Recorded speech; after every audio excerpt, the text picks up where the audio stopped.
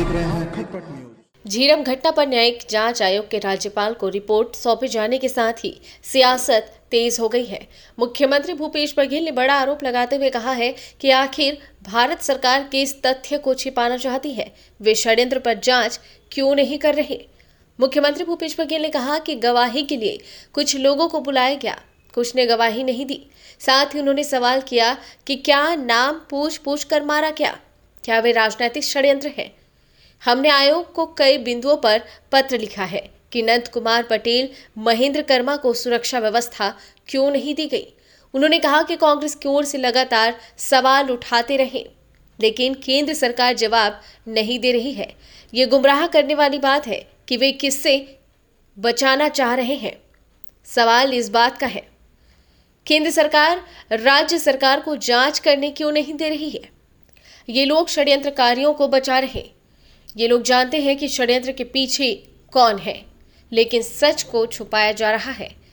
झीरम घटना पर राज्यपाल को रिपोर्ट सौंपे जाने के सवाल पर मुख्यमंत्री ने कहा कि इसमें विधि विभाग से अभिमत लिया जा रहा है कि ऑप्शन क्या है। मीडिया के माध्यम से जानकारी मिली है कि रिपोर्ट राज्यपाल को सौंप दिया। एक तरफ जांच पूरी नहीं हुई, समय वृद्धि की मांग की जा रही है, दूसरी तरफ राज्यपाल को रिपोर्ट सौंप दिया गया।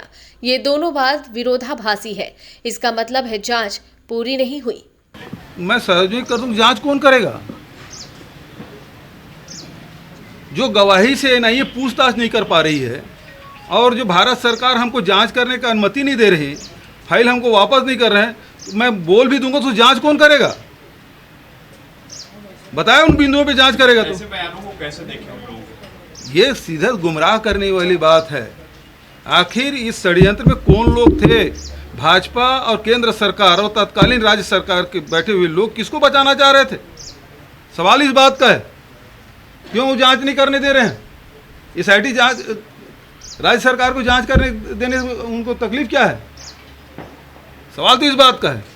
मेरा सवाल आज भी है, एनआईए क्यों वापस नहीं करी जब फाइनल रिपोर्ट कर दी है?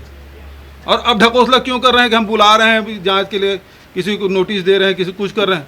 क्या बढ़ा? 3 साल हो गया हमको लिखते, एक कदम बढ़ेगा एनआईए? इसका मतलब ये है कि षड्यंत्र हुआ था।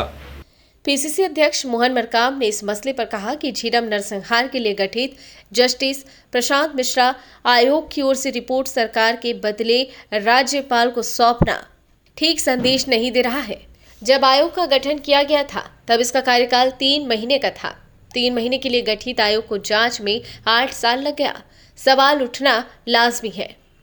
मरकाम ने कहा कि झीरम हमले में कांग्रेस ने अपने वरिष्ठ नेताओं की एक पूरी पीढ़ी सहित 31 लोगों को खोया है। पीसीसी अध्यक्ष ने न्यायिक जांच आयोग की रिपोर्ट को राज्यपाल को सौंपे जाने पर आपत्ति जताई है। मोहन मरकाम ने पूरे प्रकरण में पूर्ववर्ती सरकार के साथ एनआईए की भूमिका को भी संदिग्ध बताते हुए राज्य सरकार से नहसीरे से जांच के लिए बृहद न्यायिक आयोग के गठन की मांग की है। देखिए, विष्णुदेव साय जी मंत्री भी रहे हैं, सांसद भी रहे हैं, विधायक भी रहे हैं। कोई भी न्यायिक जांच आयोग अगर आती है उसको पहले विधानसभा के पटल पर रखा जाता है। विधानसभा के पटल में चर्चा होती है। जो सिफारिश की गई है उस न्यायिक आयोग में उन बिंदुओं पर चर्चा होती है, उसके बाद ही सार्वजनिक होती है। जब तक विधानसभा में कोई पटल में नहीं रखा जाता उससे पहले सरकार भी उसको सार्वजनिक नहीं कर सकते। तो विष्णुदेव साय जी को तो इतनी तो अक्ल होनी चाहिए, इतनी ज्ञान होनी चाहिए कि कैसे उसकी प्रक्रिया क्या होती है। बहरहाल एक बार फिर झीरम का जिन्न राजनीतिक गलियारों में घूमता दिखाई दे रहा है। ऐसे में झीरम के पीड़ितों को कब राहत मिलेगी, ये देखने वाली बात है। ब्यूरो रिपोर्ट, खटपट न्यूज।